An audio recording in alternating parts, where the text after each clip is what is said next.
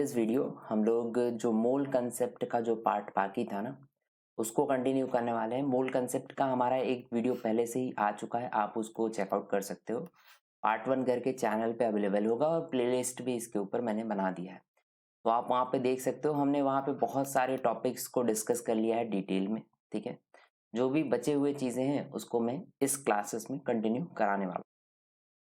हमारा जो मूल कंसेप्ट का पार्ट 1 था उसमें हमने मूल कंसेप्ट के कुछ बेसिक्स देख लिए थे, जिसमें मैंने आपको समझाया होगा एटॉमिक वेट क्या होता है, एटॉमिक मास क्या होता है एंड एवोगैड्रोस नंबर क्या होता है, कहाँ से आते हैं, वो सारी चीज़ें मैंने डिटेल में कराई थी।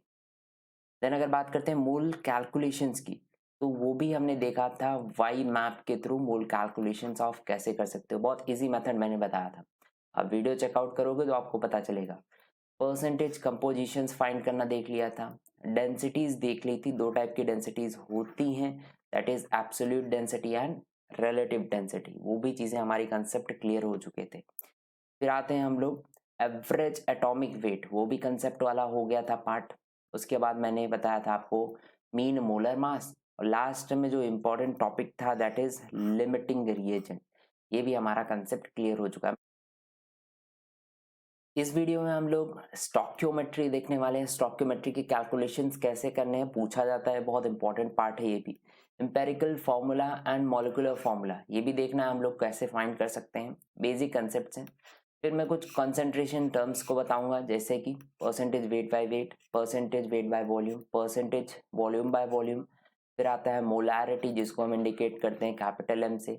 फिर आता है molality small M, normality capital N, strength S, parts per million and parts per billion, ठीक है।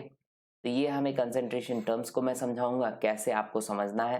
बाद में एक दूसरे में रिलेशंस देखने हैं, जैसे कि नॉर्मालिटी एंड मोलारिटी में खुद में एक रिलेशन है, percentage weight by wait and molarity में खुद में एक रिलेशन है। तो वो रिलेशंस हम लोग समझने की ट्राई करेंगे, वो इम्पोर्टेंट है, क्योंकि कभी कभी क्वेश्चंस दो चीज़ों का मिक्सचर आ जाता है, तो वो आपको पता रहना चाहिए कैसे सॉल्व कर सकते हो। तो हम लोग रिलेशंस उसके बाद देखेंगे। लास्ट में हमारा कुछ क्वेश्चंस होंगे जो प्रीवियस ईयर क्वेश्चंस होंगे ना, उससे रिलेटेड मैंने बताने की ट्राई की होगी।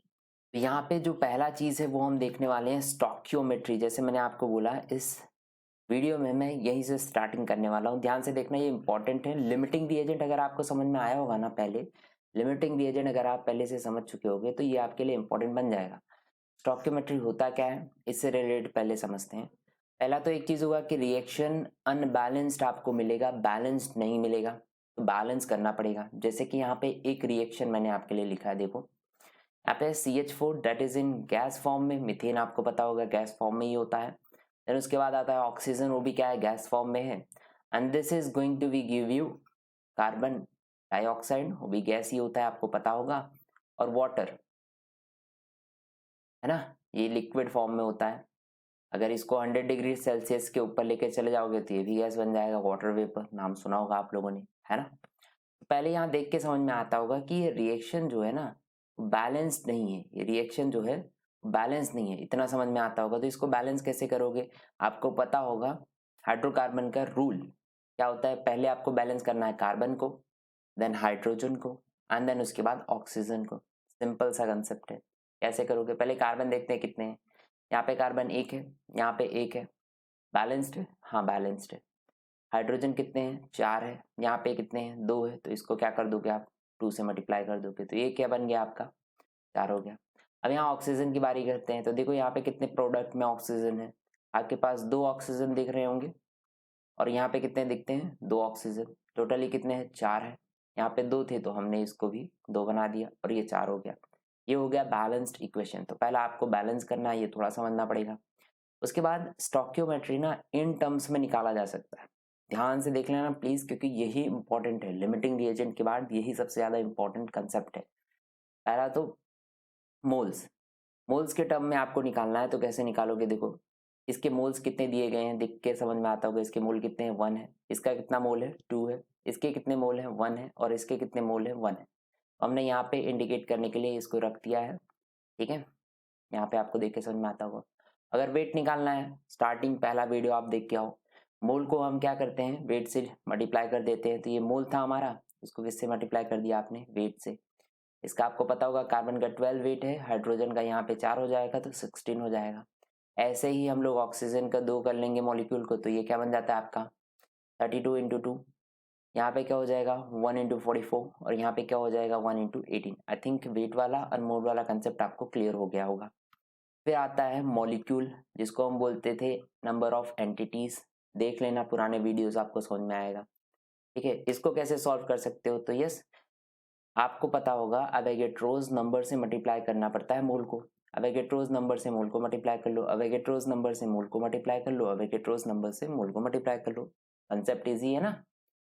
अगर वॉल्यूम एट एसटीपी चाहिए तो कैसे करोगे, वॉल्यूम एट एसटीपी चाहिए तो इसको देखो क्या हो जाएगा 1 इंटू 22.4 आराम से। यहाँ पे मोल इंटू 22.4, यहाँ पे मोल इंटू 22.4। यहाँ पे कोई ज़रूरत नहीं है, यहाँ पे लिखने की कोई ज़रूरत नहीं है, प्लीज़ इस चीज़ को याद रखना, है ना। एक मिनट रुक जाओ, जस्ट अ मिनट। हाँ, मैं इसको इरेज कर देता हूँ। यहाँ पे लिखने की क्यों नहीं ज़रूरत है, इसको समझो, क्योंकि ये क्या है लिक्विड फॉर्म में, और लिक्विड फॉर्म में तो हमें इतना समझ में आता है कि लिक्विड फॉर्म में कोई ज़रूरत नहीं होता है आपको वॉल्यूम लिखने का, क्योंकि एसटीपी और वो गैस बन ही नहीं सकता। इतना आप कंसेप्ट थोड़ा समझ के रखना, जहाँ तक मैं सपोज कर रहा हूँ इतना आपको पता होगा। कुछ कैलकुलेशन सॉल्व करते हैं। पहला एक कैलकुलेशन ले लेते हैं। देखो इक्वेशन है आपके लिए लेके आया हूँ, देखो कैलकुलेट वेट, वेट निकालना है आपको residue obtained when 1 mole of CaCO3 is strongly heated। तो CaCO3 आपको पता होगा सॉलिड फॉर्म में होता है, इसको आप क्या कर रहे हो, हीट कर रहे हो। हीट कर रहे हो 1 मोल को, तो कितना वेट आपका बनेगा CaCO3। CaCO3 से क्या बनेगा, CO कितना वेट बनेगा, ये आपको प्रोडक्ट बताना है। आई थिंक पता होगा कार्बन डाइऑक्साइड तो क्या होता है, गैस बन के उड़ जाता है, इतना आई थिंक पता होगा। कैसे सॉल्व कर सकते हैं इसको, हम यहाँ पे कौन सा अप्लाई करेंगे, हमारा स्टोकियोमेट्री मेथड अप्लाई करेंगे। कैसे, एक की वैल्यू दी गई है, आपको समझ में आता होगा, इसका दिया गया है कितना मोल दे दिया गया है, 1 मोल दे दिया गया है ना। इसकी वैल्यू कितनी दे दी गई है, 1 मोल दे दी गई है, बट इसका कुछ बताया नहीं गया, तो इसको सॉल्व करने की ट्राई करते हैं। देखो इसमें ना आप मोल दिया गया हो तो वेट निकाल सकते हो, थोड़ा याद रखना, मोल दिया गया है तो हमेशा ट्राई कर सकते हो, आप वेट निकाल सकते हो, आप वॉल्यूम निकाल सकते हो, आप मॉलिक्यूल निकाल सकते हो, कुछ भी निकाल सकते हो। यहाँ पे वही करने की हम लोग ट्राई करते हैं, आई थिंक आपको क्लियरिटी मिल जाएगी। एक मिनट रुकना। हाँ चलिए, तो एग्जैक्टली यहाँ पे पता चलता होगा कि मैंने क्या किया है, ये जो 1 मोल था ना, इसको 1 मोल यहाँ पे लिख दिया है ना, क्योंकि हमें दिया गया था। इसका भी कितना मोल दिख रहा है आपको, 1 मोल दिख रहा है। हाँ, तो हमें पता चलता है 1 मोल तो हमें पता चल गया, पर मोल से किस में फाइंड करना है आपको आंसर, वेट में फाइंड करना है, और वो भी किसका फाइंड करना है, रेसिड्यू। रेसिड्यू मतलब CaCO3 का रेसिड्यू होता है। आपको पता है कैसे वेट में कन्वर्ट करोगे, सिंपल सा लॉजिक है, मोल को वेट से मल्टीप्लाई कर लो। CaCO3 का वेट कितना होता है 56, कितना निकलेगा रेसिड्यू का वेट 56 ग्राम। सिंपल सा कंसेप्ट है। एक और क्वेश्चन देख लेते हैं, है ना, एक और क्वेश्चन देख लेते हैं और फिर आगे हम लोग कंटिन्यू करते हैं। How many litres of O2 at STP required for complete combustion of 2 mole of C5H10। देखो C5H10 दे दिया गया है आपको, O2 दे दिया गया है, CO2, और आपको पता होगा इसमें से वाटर निकलेगा। इसको बैलेंस करो पहले, बैलेंस, क्योंकि ये हमेशा याद रखना स्टोकियोमेट्री में रिएक्शंस बैलेंस नहीं होंगे। बैलेंस कैसे कर सकते हैं बेटा, देखो यहाँ पे कार्बन 5 दिख रहा है, यहाँ पे कुछ नहीं है, तो मैं यहाँ पे क्या करूंगा, इसको 5 बना लूंगा। बेसिक सा कंसेप्ट है। फिर उसके बाद हमने देखा था किस पे जाओगे आप, हाइड्रोजन पे जाओगे। हाइड्रोजन कितना है, यहाँ पे 10 है, दिख रहा है, यहाँ पे 10 है। यहाँ पे कैसे करोगे, इसको भी 5 बना लोगे, है ना। तो मैंने 5 बना लिया, ये क्या बन चुका है, अब 10 हो चुका है। अब ऑक्सीजन बैलेंस की करने की ट्राई करो, तो यहाँ पे कितना है ऑक्सीजन, यहाँ पे आपको 10 मिल जाएगा, और यहाँ पे 5 15, तो इसको मैं क्या कर लूंगा 15/2। ये हो गया हमारा बैलेंस रिएक्शन। इतना क्लियर हो गया। अब इसी से पहले मोल्स लिख लो, क्योंकि अभी आपको याद रखना यहाँ पे क्या दिया गया है, 2 मोल ऑफ C2O5 से हमें फाइंड करना है कि O2 का क्या वॉल्यूम कितना होगा। अब मैंने स्टोकियोमेट्री में ही बोला है आपको, मोल से आप वॉल्यूम फाइंड कर सकते हो, मोल से आप वेट फाइंड कर सकते हो, और कुछ भी चीजें कर सकते हो। ऊपर वाला कंसेप्ट याद रखना। तो पहले मोल देख लो कितना सबके दिए गए हैं इनिशियल लेवल पे। इसका मोल कितना है 1 है, इसका कितना है 15/2 है। इतना समझ में आता है, हमें सिर्फ O2 देखना है। तो देखो इनिशियली इनको बोला गया है कि कितने मोल पे आपको फाइंड करना है, 2 मोल पे। 2 से मल्टीप्लाई कर दो बाजू वाले को भी, क्योंकि बराबर ही करना है, कि आपको इनिशियली वही बोला गया है ना कि 2 मोल से फाइंड करना है, तो पूरे रिएक्शन में हम 2 से मल्टीप्लाई कर लेंगे। तो ये हो जाएगा 2, इसको भी 2 से मल्टीप्लाई करोगे तो क्या बन जाएगा 15 मोल, है ना। कैसे सॉल्व करोगे, ये तो हो गया हमारा मोल में काम। मोल में पूछा होता तो आप डायरेक्टली क्या बोल देते, 15 मोल बनेगा, कंसेप्ट खत्म। बट यहाँ पे क्या पूछा गया भाई, इसको देखो, लीटर्स में पूछा गया, तो वॉल्यूम में कन्वर्ट करो। कैसे मोल को वॉल्यूम में कन्वर्ट करते हो, मोल इंटू 22.4 कर लेना, जो आंसर आपको निकलता है वही क्या हो जाएगा, वॉल्यूमेट्रिक स्टेपी। बेसिक कंसेप्ट है, इजी था, आई थिंक समझ में आया होगा आपको, है ना। Okay, next topic is empirical formula and molecular formula. होता क्या है इसको पहले देख लेते हैं। क्वेश्चंस कैसे दिए जाएंगे आपको सिर्फ याद रखना, ये टेबल याद है, सारे क्वेश्चंस आप तुरंत ऐसे ही सॉल्व कर सकते हो। देखो, if molecular weight of a compound is given that is 118, find the molecular formula. Simple सा कंसेप्ट है, कैसे क्या करना है ये टेबल याद रखना है। पहले आपको ये दिया जाएगा, 2 चीजें दी जाएंगी। पहला कौन सा दिया जाएगा आपको, एलिमेंट दिया जाएगा, और दूसरा परसेंटेज कंपोजिशन दिया जाएगा। तो एलिमेंट्स यहाँ पे कौन कौन से दिए गए, देखो, कार्बन हाइड्रोजन ऑक्सीजन दिया गया है, इसका कंपोजिशन दिया गया है 40, इसका 5 और इसका 5.4। आई थिंक इतना क्लियर होगा। तो इसको कैसे सॉल्व कर सकते हैं, इसको कैसे सॉल्व करते हैं, जस्ट अ मिनट रुकिएगा। इसको कैसे सॉल्व कर सकते हो, पहले ये सब चीजें आपको खुद से लिखनी पड़ेंगी टेबल में। पहले हम क्या लिखेंगे, एटॉमिक वेट। कार्बन का कितना होता है एटॉमिक वेट, आई थिंक पता होगा आपको, 12 होता है। हाइड्रोजन का कितना होता है, 1 होता है। एंड ऑक्सीजन का कितना होता है, 16 होता है।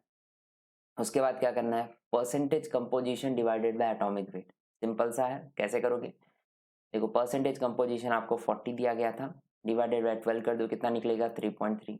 ऐसे ही 5 डिवाइडेड बाय 1 क्या निकलेगा, 5 निकलेगा। 54.4 डिवाइडेड बाय, अगर आप करते हो 16 तो क्या निकलता है, वही 3.33।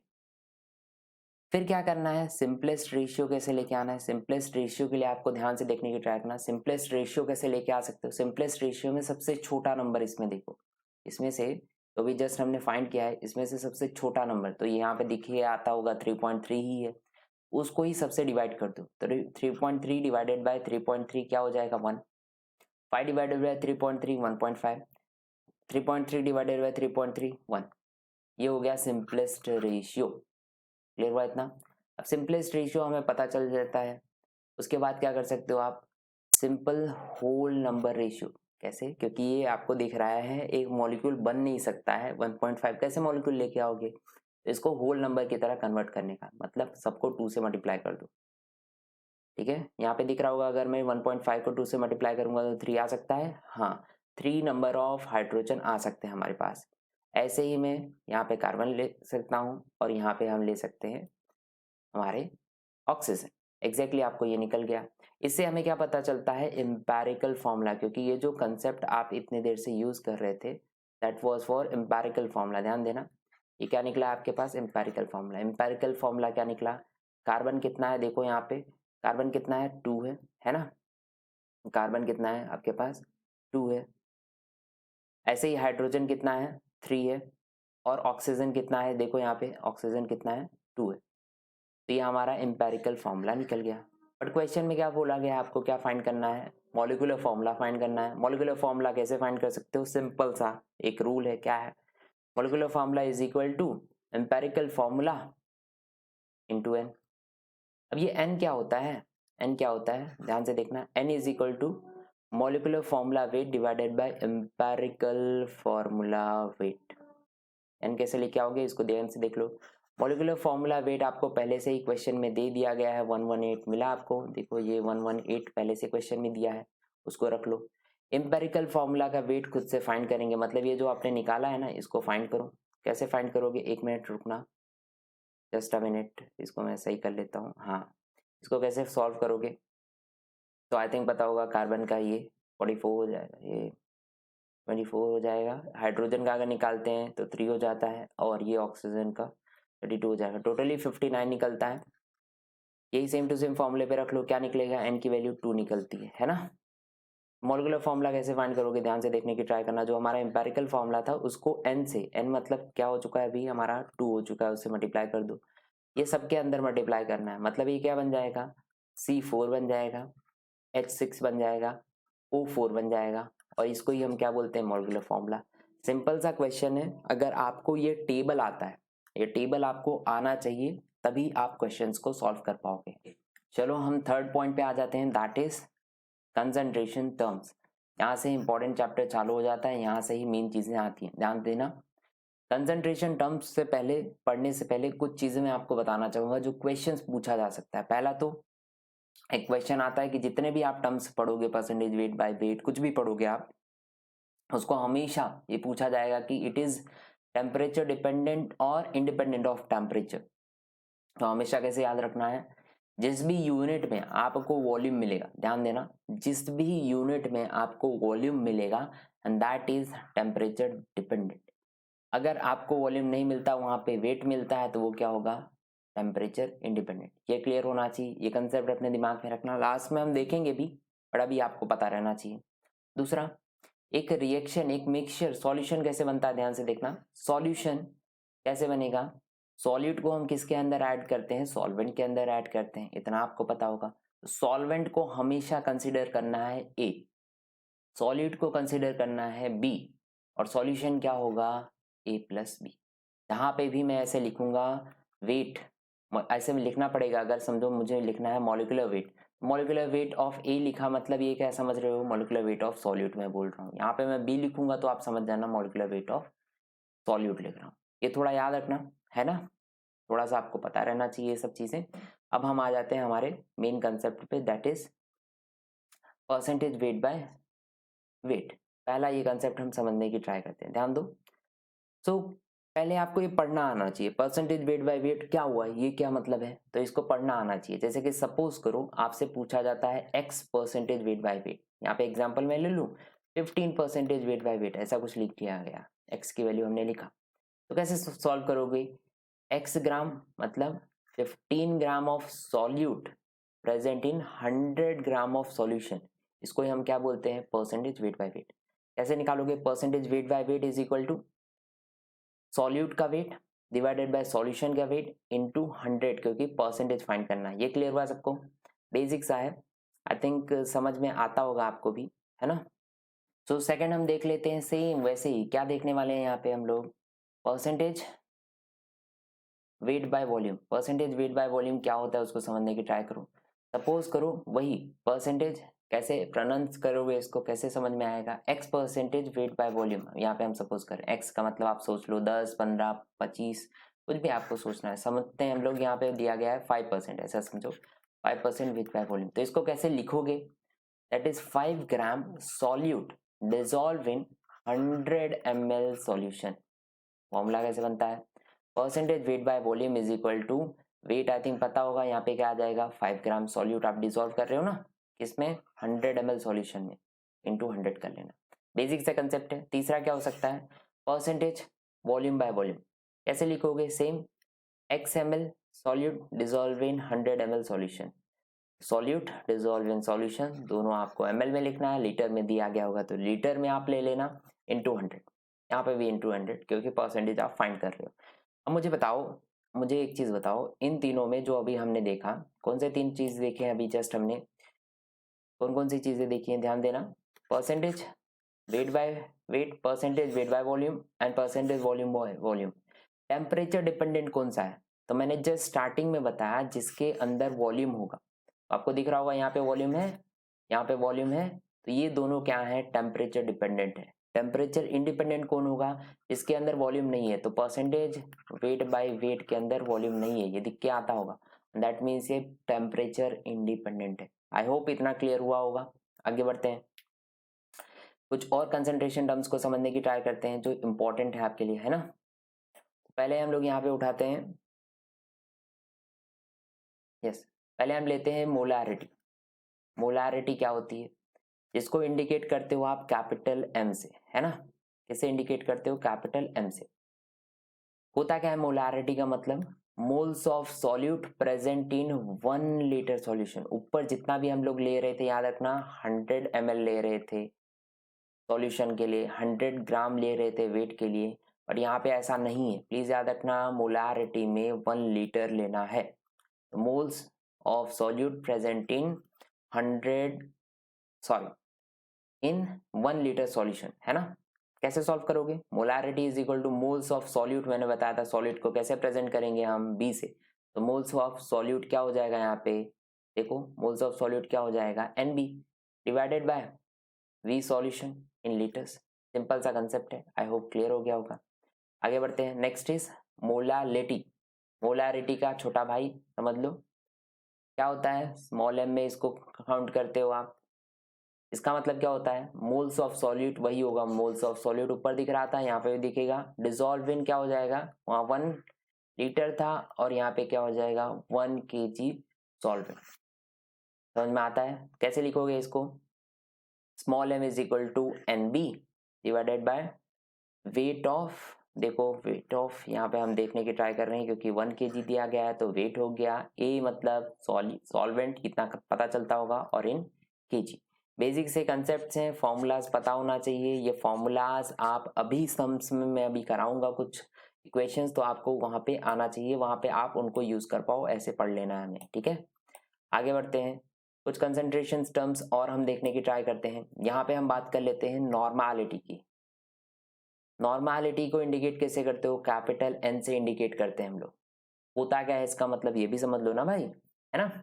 Number of gram equivalent in 1 litre solution, इसको हम बोलते हैं number of gram equivalent in 1 litre solution. कैसे लिखोगे normality, number of gram equivalent in volume in solution, वो भी लीटर में, है ना। इसका अगर बात करते हो इक्विवेलेंट वेट कैसे फाइंड करते हो, weight upon equivalent weight I think पता होगा। नंबर ऑफ ग्राम इक्विवेलेंट कैसे फाइंड करोगे, वेट अपॉन इक्विवेलेंट वेट से हम लोग कर सकते हैं।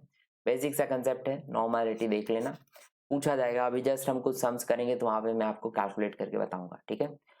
इसी साथ साथ में अभी नॉर्मालिटी का और मोलारिटी का रिलेशन भी देख लो, रिलेशन विथ मोलारिटी, मोलारिटी मतलब कैपिटल M वाला मोलारिटी, बड़ा भाई याद है, कैसे करोगे, N is equal to capital M into N factor. N factor क्या होता है, एसिड के लिए आई थिंक पता होगा, एसिड में जितने H+ आयंस होते हैं उनको हम लोग N फैक्टर बोल रहे हैं। बेस के लिए OH minus ion present in a solution that are हम लोग बोलते हैं बेस।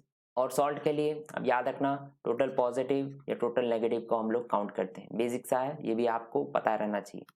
आगे बढ़ते हैं, नेक्स्ट इज स्ट्रेंथ। स्ट्रेंथ की बात करते हैं, स्ट्रेंथ हम लोग इंडिकेट किससे करते हैं, S से।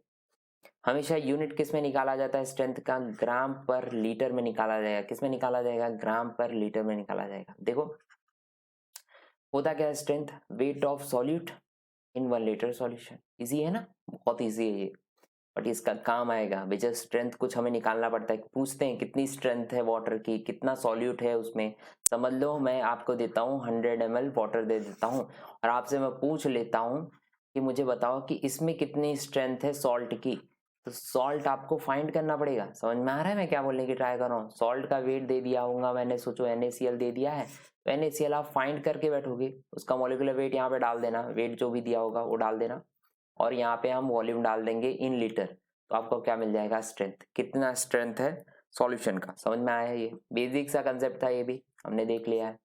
अब आप मुझे जल्दी जल्दी बता दो, आप मुझे बता दो कि टेम्परेचर डिपेंडेंट कौन कौन से हो सकते हैं। टेम्परेचर डिपेंडेंट, रुको 2 चीज और कर लेते हैं उसके बाद टेम्परेचर डिपेंडेंट पे आते हैं, that is parts per million. आ जाओ, parts per million I think पता होगा, जब सॉल्यूट बहुत कम होता है, सॉल्यूट का मतलब क्या होता है आई थिंक पता होगा आपको, एक बीकर ले लो, इसमें हमने भरा है वाटर, तो वाटर अमाउंट ज्यादा है तो उसको हम क्या कंसीडर करते हैं, एज एन सॉल्वेंट, इतना पता चला। एंड जो इसमें ऐड कर रहे हो, समझ लो हम सॉल्ट ऐड करते हैं तो उसका अमाउंट बहुत कम है, तो उसको हम क्या काउंट करते हैं, सॉल्यूट काउंट करते हैं।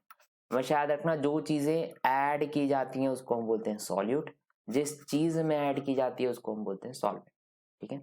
जब सॉल्यूट बहुत लेस होता है, देखो सॉल्यूट बहुत लेस होता है, जो आप ऐड कर रहे हो ना, सोचो नमक डाल रहे हो, 1 चम्मच ही डालते हो और वो भी बहुत ज्यादा दाल बना रहे हो आप, तो वो किसमें काउंट कर सकते हो, ppm में। ये RO आपका चलता होगा, RO है ना, रिवर्स ऑस्मोसिस आई थिंक पता होगा, RO सिस्टम, पानी जिससे आप प्योरीफाई करते हो, उसमें भी ppm पे ही हम लोग काउंटिंग करते हैं, तो थोड़ा याद रखना उसमें मिनरल्स कैसे काउंट होते हैं, ppm में। ppm कैसे निकालोगे, wait of solute divided by weight of solution into 10⁻⁶, यही पार्ट्स पर बिलियन में चले जाओ, मिलियन से बिलियन में चले जाओगे तो क्या बन जाएगा, इंटू 10⁻⁹। आई होप इतना क्लियर हुआ होगा। ये सब कुछ क्या थे आपके लिए, कंसंट्रेशन टर्म्स थे। सो कुछ चीज़ें मतलब डायरेक्टली क्वेश्चन पूछ लिया जाता है कि टेम्परेचर डिपेंडेंट, ये सब जितनी भी चीज़ें हमने कंसंट्रेशन टर्म्स पढ़े ना, ये सब कंसंट्रेशन टर्म्स में कौन कौन चीज़ें क्या है टेम्परेचर डिपेंडेंट है, ऐसे क्वेश्चंस पूछे जाते हैं। तो कैसे सॉल्व करोगे इसको ध्यान से देखना। पहला परसेंटेज वेट बाय वेट, दूसरा मोलालिटी, आप थिंक पता होगा इसमें 1 kg हमने काउंट किया था लास्ट में, है ना। पार्ट्स पर मिलियन, इसमें भी दोनों वेट ही रहता है, पार्ट्स पर बिलियन, इसमें भी दोनों वेट रहता है। तो एग्जैक्टली आपको दिख रहा होगा किसी में क्या नहीं है, वॉल्यूम नहीं है। वॉल्यूम नहीं है तो क्या होता है, टेम्परेचर इंडिपेंडेंट। इतना दिमाग रखना, इनिशियली हमने बता दिया है। फिर क्या था, फर्स्ट हमने जो देखा था परसेंटेज वेट बाय वॉल्यूम, दूसरा वॉल्यूम बाय वॉल्यूम, तीसरा molarity, normality and strength. Strength में भी पता होगा आपको, सॉल्यूट का weight divided by solution in volume हमने देखा था, है ना। याद रखना जिन सब चीज़ों में वॉल्यूम आ रहा है वो सब क्या है, टेम्परेचर डिपेंडेंट है। ये हमेशा क्वेश्चन पूछा जाता है नीट और जेडबलई में। तो आप देख सकते हो कि कौन कौन सी यूनिट टेम्परेचर डिपेंडेंट है और कौन कौन सी नहीं है। तो यहाँ से इंपॉर्टेंट चीज़ें और चालू हो रही हैं। अभी हमने कंसंट्रेशन टर्म्स को बहुत अच्छे से देख लिया, कंसंट्रेशन टर्म्स कौन कौन से होते थे। अब उनके बीच में कुछ रिलेशंस होता है वो देखने की ट्राई करते हैं, क्योंकि आपको हेल्प करेगा क्या, सम्स को सॉल्व करने में। पहला देखो, percentage weight by wait and molarity का, इन दोनों का रिलेशन देखने की ट्राई करते हैं। फॉर्मूलाज आप याद रखना, मोलारिटी इज इक्वल टू क्या होता है, 10x डी बाय एम, इसको हम बोलते हैं क्या, मोलिकुलर वेट ऑफ वी, मतलब मैंने आपको सिखाया होगा दैट इज सॉल्यूट। इसको इंडिकेट करने की मैं ट्राई करूँ, यूनिट्स आपको समझाने की ट्राई करूँ तो यहाँ से समझ में आ जाएगा आपको। देखो x का मतलब क्या था, यहाँ पे देखो x का मतलब क्या है, परसेंटेज वेट बाय वेट, जो यहाँ पे मैंने लिखा है ना। डी का मतलब क्या है, डेंसिटी। हमेशा किस में लिखना है आपको, डेंसिटी ग्राम पर एमएल में। इनिशियली हमने देख चुके हैं डेंसिटीज, दो टाइप की डेंसिटीज होती हैं, याद है कुछ, एब्सोल्यूट डेंसिटी, रिलेटिव डेंसिटी, है ना। पिछला वीडियो आप देख लोगे आपको अच्छे से समझ में आएगा। तो यहाँ पे मॉलिक्यूलर वेट किसका रखना है, सॉल्यूट का रखना है। अगर ये चीजें कर लेते हो तो आपको क्या मिल जाएगा, मोलारिटी मिल जाएगा। तो ये क्वेश्चन अभी सॉल्व करेंगे हम इससे, परसेंटेज वेट बाय वेट और मोलारिटी का। तो आपको ये फॉर्मूला याद रखना है, ये फॉर्मूला हम लोग वहाँ पे यूज करेंगे। दूसरा रिलेशन किसका होता है, मोलालिटी का। मोलालिटी मतलब मोलारिटी का छोटा भाई, हमने बताया था ना मोलालिटी। इसमें हम लोग लीटर में नहीं पर केजी में काउंट करते हैं, आई थिंक आपको पता होगा। एंड यहाँ पे मोल फ्रैक्शन का देखना है, इसको हम लोग कोई कोई एक्स बोलता है, कोई कोई शाय बोलता है, कोई कोई शाय बोलता है। तो अभी के लिए याद रखना ये क्या होता है, molarity into x b upon x a into 1000 divided by molecular weight of solvent. तो थोड़ा याद रखना ये बहुत डिफरेंसेस मैटर करता है, प्लीज इस चीज को समझने की ट्राई करो। मोलिकुलर वेट ऑफ, यहाँ पे मैं सॉल्यूट लिख रहा हूँ, यहाँ पे सॉल्वेंट लिख रहा हूँ, तो आपको पता चलना चाहिए, है ना, यही इंपॉर्टेंट है। देखो मोल मोल फ्रैक्शन कैसे फाइंड करोगे, तो मोल फ्रैक्शन कैसे फाइंड करते हैं आई थिंक पता होगा। ये पहले इंडिकेशन देख लेते हैं। शाई ए का मतलब क्या होता है, मोल फ्रैक्शन ऑफ सॉल्वेंट। शाई बी का मतलब क्या होगा, मोल फ्रैक्शन ऑफ सॉल्यूट। ए का मतलब मैं समझा चुका हूँ सॉल्वेंट, बी का मतलब सॉल्यूट। होता क्या है इनका रिलेशन, ये भी पता रहना चाहिए, साई ए प्लस साई बी, मतलब आप ऐसे ही काउंट कर लो, एक्स ए प्लस एक्स बी क्या होता है, 1 होता है हमेशा, ये थोड़ा पता रहना चाहिए। कैसे निकालते हैं mole fraction, moles upon total मोल। मोल फ्रैक्शन कैसे निकालोगे, मोल फ्रैक्शन कैसे निकालोगे आप, मोल्स अपॉन टोटल मोल। तो mole upon total mole I think पता होगा आपको, इसको ही हम क्या बोलते हैं, मोल फ्रैक्शन। यहाँ पे निकालना है, सोचो ए के लिए निकालना है तो कैसे करोगे, moles of A divided by, ये हो गया moles divided by total mole. Total mole कौन सा है, NaNb। ऐसे बी के लिए निकालोगे तो क्या हो जाएगा, moles of b divided by total mole, मतलब NaNb। ऐसे करके आप फाइंड करके यहाँ पे रख सकते हो। ये दो रिलेशंस आपको पता रहना चाहिए, that is percentage weight by weight into molarity, और दूसरा क्या हमने देखा है, molality into mole fraction. I hope इतना क्लियर हुआ होगा, बहुत अच्छे से आपको समझ में आया होगा। आगे बढ़ जाते हैं हम लोग, थोड़ा सा दो रिलेशंस और देख लेते हैं और उसके बाद कुछ क्वेश्चंस को समझने की ट्राई करेंगे। तीसरा रिलेशन देखते हैं, मोलारिटी और मोला, देखो ये है मोलालिटी, छोटा भाई जैसे मैंने बताया था, इसमें केजी में काउंट करेंगे, इसमें लीटर में आप काउंट करते हो, है ना। ये है मोलारिटी। मोलारिटी का रिलेशन मोलालिटी से क्या होता है देखो, m into D divided by क्या होगा 1 plus m into molecular weight of solute divided by 1000। ये रिलेशन आपको याद कर लेना, लिख लो कहीं पे। चौथा क्या है, दैट इज स्ट्रेंथ। स्ट्रेंथ आपको पता होगा, मैंने बताया था अभी जस्ट, ग्राम अपॉन लीटर में यूनिट रहता है। इसका रिलेशन किसके साथ देख रहे हैं, मोलारिटी के साथ देख रहे हैं। कैसे होता है, स्ट्रेंथ इंटू मोलारिटी मतलब capital M into molecular weight of solute. ये आई थिंक आपको पता चल गया होगा सारे रिलेशंस क्या होते हैं, क्योंकि रिलेशंस इंपॉर्टेंट है तभी आप क्वेश्चन बना पाओगे। देखने की ट्राई करते हैं, नीचे कुछ क्वेश्चंस मैंने आपके लिए ही लिखे हैं। क्वेश्चंस अगर सॉल्व हो जाते हैं तो समझ लो आपने जितना भी पढ़ा है अभी तक वो क्लियर हो चुका है आपको, है ना। देखने की ट्राई करते हैं, पहला देखते हैं। जस्ट अ मिनट, हाँ मैं मार्कर चेंज कर लेता हूँ तो इंक आपको प्रॉपरली दिख पाएगी। देखते हैं, यहाँ पे हम लोग ले रहे हैं डेंसिटी। देखो डेंसिटी कितनी दी गई है आपको, 2 मोलर की दी गई है। इसको मोलर बोलते हैं, मोलर, ध्यान से देखो मोलर, है ना। और यहाँ पे ऐसे 2 स्मॉल m दिया होता है तो इसको बोलते हैं मोलल, है ना। मोलालिटी, मोलारिटी, थोड़ा इस चीज को याद रखना। किसके लिए है, हम लोग एसिटिक एसिड के लिए देखने वाले हैं। यहाँ पे डेंसिटीज पहले से दे दी गई है। डेंसिटी कितनी है आपके पास, 1.2 ग्राम पर ml दी गई है। फाइंड क्या करना है, percentage weight by wait, molarity find करना है, और आपको क्या फाइंड करना है, जिसको हमने बोला था मोल फ्रैक्शन। कैसे फाइंड करोगे, पहला रिलेशन से याद करो। पहला रिलेशन किस चीज का था हमारे पास, percentage weight by weight into molarity था ना। हाँ तो इसको ही देखते हैं। देखो molarity into 10x D upon molecular weight of solute. देखते हैं, मोलारिटी आपको दे दी गई है क्वेश्चन में, कितना दिया गया है 2, है ना। तो 2 यहाँ पे हमने प्लेस कर लिया, 10 का 10 ही रखो। एक्स ही अभी फाइंड करना है, इसको ही हम क्या बोल रहे हैं, percentage weight by wait he find कर रहे हैं। डेंसिटी आपको दे दिया गया 1.2। मोलिकुलर वेट ऑफ सॉल्यूट निकाल लो, CH3COOH का निकालोगे कितना निकलता है, 60 निकलता है। इसको सॉल्व करते हैं, ये क्या हो जाएगा 60 इंटू 2 हो जाएगा डिवाइडेड बाय 10 इंटू 1.2, ये क्या हो जाता है 12। तो कट करो, 5 जा 10, तो x की वैल्यू कितनी निकल जाती है आपकी, 10 निकल जाती है। और यहाँ पे x को किससे इंडिकेट करते हो आप, परसेंटेज वेट बाय वेट से। तो मतलब कितना परसेंट निकलता है, 10% वेट बाय वेट। आपको क्या मिल रहा है, सॉल्यूट कौन सा था, CH3COOH acetic acid. I hope इतना क्लियर हुआ होगा। तो हमारा पहला जो टर्म था वो फाइंड करने का, वो काम हो गया। अब दूसरा देखो, दूसरा टर्म क्या है आपको फाइंड करना है, दूसरा टर्म फाइंड करना है मोलारिटी। मोलारिटी कैसे फाइंड करेंगे, मोलारिटी से हम मोलारिटी फाइंड करने, फॉर्मूला आपको पता होगा, सिंपल सा मैं ऊपर बता चुका हूँ। कैसे फाइंड करोगे, ये फॉर्मूला है m into D divided by 1 plus m molecular weight of solute divided by 1000, है ना। रख लेते हैं, मोलारिटी अभी जस्ट हमने फाइंड किया, मोलारिटी थी फाइंड करना है। डेंसिटी 1.2 आपको दिया गया है, 1 प्लस स्मॉल m रख लो।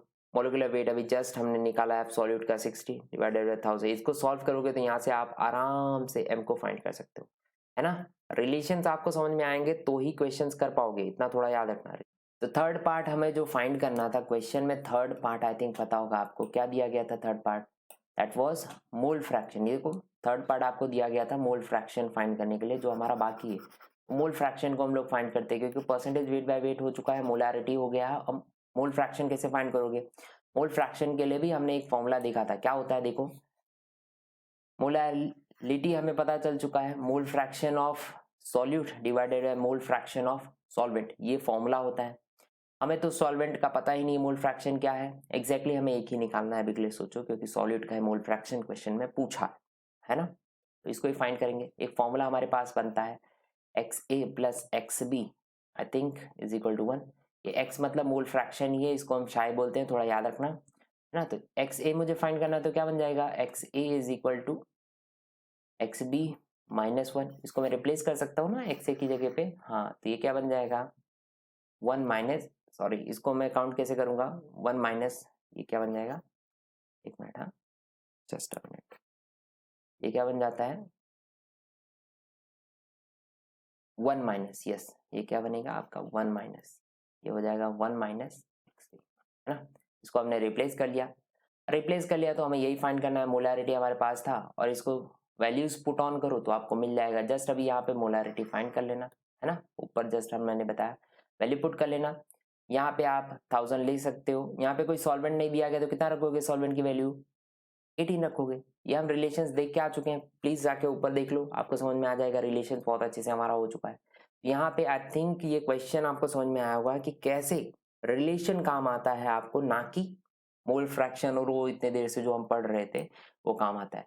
आपको याद रखना रिलेशंस बहुत ज्यादा काम आएंगे क्वेश्चन सॉल्व करने के लिए, वही क्वेश्चन बना सकते हैं आपके, ठीक है। हम बात करते हैं कि कुछ केसेस होते हैं, स्पेशल केसेस जिसको हम बोलते हैं, वो केसेस समझने की ट्राई करते हैं मोल फ्रैक्शंस एंड ऑल के लिए। तो देखो केसेस में याद रखना हम बात कर रहे हैं सिर्फ मोलारिटी की, क्योंकि इसके स्पेशल केसेस ही नीट में पूछे जाते हैं। मोलारिटी इंपॉर्टेंट है, इसके स्पेशल केसेस किस में पूछे जाएंगे। पहला केस हम लोग ले रहे हैं यहाँ पे, पहला केस नंबर 1 कौन सा ले रहे हो आप, मोलारिटी ऑन डाइल्यूशन। मोलारिटी में डाइल्यूट कर रहे हो, समझो कोई चीज पहले से था उसमें कोई चीजें और ऐड कर रहे हो, डाइल्यूट कर रहे हो उसको, समझ में आ रहा है। तो इस थोड़ा याद रखना कैसे करोगे, फॉर्मूला क्या बनता है, m1 into v1 is equal to m2 into v2। अगर यही चीज नॉर्मालिटी की देखोगे तो क्या हो जाएगा, n1 into v1 is equal to n2 into v2, है ना कंसेप्ट। ये कहाँ पे काम आएगा, प्रैक्टिकल्स में काम आता है। यहाँ पे m1 क्या शो कर रहा है आपको, मोलारिटी बिफोर डाइल्यूशन। v1 क्या शो कर रहा है, वॉल्यूम बिफोर डाइल्यूशन, मतलब डाइल्यूशन नहीं किया है, ये जो पहले से मैंने बकेट में भर के रख दिया था ना पानी, उसकी बात कर रहे हैं, तो उसका वॉल्यूम। ये आपको फाइंड करना पड़ता है क्वेश्चन में, यही फाइंड करना है, मोलारिटी आफ्टर डाइल्यूशन ऐसा पूछा जाएगा और वॉल्यूम दे दिया जाएगा। तो इक्वेशन कैसे बन सकता है, समझो आपको v1 दे देंगे, v2 दे देंगे, समझ लो ये दे दिया 10, ये दे दिया 15 और m1 दे दिया जाएगा 5। इन सबको वैल्यूज रखो और आप m2 निकाल लो। ये पहला केस है, याद रखना ऑन डाइल्यूशन के लिए, है ना। केस नंबर 2 समझने की ट्राई करते हैं, केस नंबर 2 समझते हैं, just a minute, case number 2 पे आ जाते हैं हम लोग। केस नंबर 2 समझिए, केस नंबर 2 किसके लिए है, ऑन मिक्सिंग।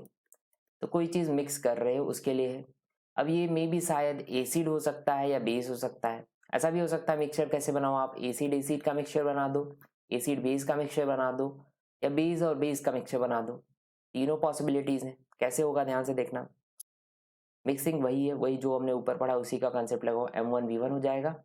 अगर एक चीज मिक्स किया उसमें दूसरा चीज मिक्स किया है तो m2v2, तीन चीज मिक्स किया है तो m3v3, m4v4, और ऐसे चलता चला जाएगा। ये समझ में आता होगा, एक कंटिन्यू प्रोसेस है, आप जितने मिक्स करोगे उतना चलता चला जाएगा। अभी के लिए हम सपोज क्या करते हैं, अभी के लिए हम सपोज क्या करते हैं, ऐसा देख लो एक मिनट ना। अभी के लिए हम सपोज करते हैं कि हमने दो चीजें मिक्स की हैं, तो क्या बन जाएगा v1 एंड v2, है ना, दोनों का वॉल्यूम। डिपेंड क्या करता है, डिपेंड क्या करता है, अगर आप दोनों एसिड मिक्स कर रहे हो, अभी के लिए सोचो, अभी आप सिर्फ दोनों एसिड मिक्स कर रहे हो तो हमेशा याद रखना यहाँ पे साइन कौन सी होगी, पॉजिटिव होगी। अगर दोनों बेस मिक्स कर रहे हो तो साइन कौन सी होगी, पॉजिटिव होगी। पर अगर एसिड और बेस कर दिए भाई, देखो ध्यान से, एसिड और बेस कर दिया आपने, एसिड और बेस कर दिया, दोनों अलग है, तो ये साइन क्या हो जाएगी, नेगेटिव हो जाएगा। ये क्या बन जाएगा, m1v1 minus m2v2, plus minus दोनों रहेगा और मोड में ले लेना है आपको, समझ में आया। वॉल्यूम को मत माइनस कर लेना, वॉल्यूम तो प्लस होता है, आई थिंक पता होगा, मिक्स कर रहे हो तो वॉल्यूम तो बढ़ेगा ही, ठीक है। तो ये क्या होगा, v1 and v2। I think इतना दो केस समझ में आया होगा। मोलैरिटी का कैसे फाइंड करना है, मोलैरिटी का केस नंबर 3 देखो, मोलैरिटी का केस नंबर 3 आयंस के लिए होता है। अगर मोलैरिटी के लिए आयंस फाइंड करने के लिए आपको पूछा गया तो क्या होता है, मोल्स ऑफ आयन, है ना, moles of ions divided by volume in solution litre. तो थोड़ा याद रखना, वॉल्यूम मतलब सोच लो 1 लीटर आपको दिया गया है, उसमें कितने मोल्स प्रेजेंट हैं, वही क्या फाइंड कर देगा आपका मोलैरिटी ऑफ आयंस। बेसिक है कंसेप्ट, कर सकते हो। इक्वेशन हम करने की ट्राई करते हैं, देखो क्वेश्चन क्या है, find molarity on mixing. Mix कर रहे हो 200 ml, आप क्या मिक्स कर रहे हो, 1 मोलर HCl, एंड क्या मिक्स कर रहे हो, 100 ml ऑफ 0.5 मोलर HCl, ठीक है। कैसे करोगे, देखो ये फॉर्मूला कौन सा लगेगा, m1v1 m2 V2 divided by V1 plus V2। देख पता होगा ये साइन किस पे डिपेंड करता है कि वो एसिड एसिड है, बेस बेस है, या एसिड और बेस है। यहाँ पे दोनों एसिड है और दोनों सेम है, तो साइन कौन सी आ जाएगी, प्लस आ जाएगी। आई थिंक इतना क्लियर हुआ। बेसिक सा कंसेप्ट था, याद रखना इस चीज को, प्लस आ जाएगा साइन। इस सम को मैं और अच्छे से आपके लिए रिप्रेजेंट करने की ट्राई करता हूँ। एक मिनट देखना, क्वेश्चन देखो, क्वेश्चन समझ में आता होगा आपको, है ना। क्वेश्चन देखो, क्वेश्चन हम वही रखेंगे, मोलारिटी मिक्सिंग पे करोगे। M1 क्या दिया गया है, 1 दिया गया है। मोलारिटी देखो 1 दिया गया है ना। वॉल्यूम 200, यहाँ पे वॉल्यूम कितना दिया गया है 100, और यहाँ मोलारिटी कितना है 0.5। इन दोनों को प्लस करोगे तो 100 प्लस 200 कितना हो जाएगा, 100 प्लस 200 कितना हो जाता है 300 हो जाता है। इसको डिवाइड करो, आपको क्या मिलेगा 5.6। ये क्या है, मिक्सिंग पे मोलारिटी मिल रही है। बेसिक कंसेप्ट है ना, इजी है, बट आपको समझना पड़ेगा। एक लास्ट क्वेश्चन हम लोग देख लेते हैं, और ये चैप्टर को हम लोग यहाँ पे ऐड करेंगे, क्योंकि सारे कंसेप्ट सारी चीजें मैं समझा चुका हूँ। देखो 20 ग्राम ऑफ MgCO3 सैंपल दिया गया। अब ये सैंपल मतलब क्या है, प्लीज याद रखना। सैंपल मतलब हमें एग्जैक्टली पता नहीं है कि वो MgCO3 ही है, उसके साथ क्या प्रेजेंट हो सकता है, इम्प्योरिटीज प्रेजेंट है, समझ में आया? तो हमें यहाँ पे क्या फाइंड करना है, परसेंटेज प्योरिटी फाइंड करना है। इस चीज को थोड़ा देखने की ट्राई करना। देखो कितना ग्राम दिया गया है आपको, सैंपल कितना निकाल के उन्होंने दिया है, 20 ग्राम दिया गया है, और आपको फाइंड करना है कि इसमें रियल में प्योर MgO कितना है। तो रियल में हम निकालेंगे अभी, पर अभी के लिए इतना 20 ग्राम आपको दिया गया है सैंपल। जो डीकम्पोज होता है ऑन हीटिंग, उसको हीट करोगे तो डीकम्पोज हो जाएगा, और क्या दे देता है आपको, CO2 दे देता है, सॉरी। एंड 8 ग्राम क्या देगा आपको, MgO। रिएक्शन करके देखते हैं। देखो MgCO3 को आप हीट करोगे तो आपको क्या मिलेगा, MgO, और कार्बन डाइऑक्साइड गैस मिलेगा, वो इवापोरेट हो जाएगा, डिकम्पोज कर रहा है। इसीलिए परसेंटेज प्योरिटी फाइंड करनी है। आप किसकी फाइंड करनी है परसेंटेज प्योरिटी, जो आपको सैंपल दिया गया है उसमें MgCO3 कितना है ना। इजी है, करने की ट्राई करते हैं। यहाँ पे दो चीजें हमें अप्लाई करनी है, दो चीजें अप्लाई करनी है। पहला देखो, पहले इसका हम लोग वेट के हिसाब से जाते हैं, क्योंकि एग्जैक्टली हमें वेट यहाँ पे दिया गया था, और वेट के हिसाब से यहाँ पे भी वेट दिया गया, तो वेट के हिसाब से जाते हैं। कौन सा मेथड हम लगाएंगे, लिमिटिंग रिएजेंट वाला लगाएंगे, नहीं तो स्टोइकियोमेट्री। यहाँ स्टोइकियोमेट्री लगाते हैं। ध्यान से देखो इसका वेट कितना होगा, पहले ही देख लेते हैं। Mg का हो जाता है 24, कार्बन का हो जाएगा 12, ऑक्सीजन का हो यहाँ पे 3 होंगे तो 48, टोटली काउंट हो जाता है क्या 84। मैंने क्या लिख लिया यहाँ पे 84 ग्राम। MgO का फाइंड करूँ तो MgO का क्या हो जाएगा, देखो Mg का होता है 16, और यहाँ पे वो जो दिया गया है 24, ऑक्सीजन का 16, इसका MgO का 24 हो गया 40 ग्राम काउंट हुआ। इजी है, हाँ। तो हमें दो वेट पता चल गया है, एग्जैक्टली इन दोनों का ही काम है। अभी हम लोग कार्बन डाइऑक्साइड का कुछ दिया भी नहीं गया है, और वहां पे हमें जाना भी नहीं है। अब इन्होंने क्या बोला है, इन्होंने क्या बोला है क्वेश्चन में, MgO हमें रिएक्शन में कितना दिख रहा है, ये 40 ग्राम है और ये 84 ग्राम है। इन्होंने कितना बोला है, MgO डिकम्पोज होने के बाद कितना मिलता है आपको, 8 ग्राम मिलता है। यहाँ पे वही चीज सोचो, अगर MgO 8 ग्राम होगा तो कैसे फाइंड करोगे, इसको यूनिटरी मेथड के थ्रू नीचे लेके आ जाओ, कितना हो जाएगा 40। ये क्या बन जाता है 84/40। अब करते हैं 8 ग्राम के लिए, क्योंकि ये बन चुका है 1 ग्राम, समझ रहे हो, क्योंकि 40 नीचे चला गया तो ये 1 ग्राम बन चुका है।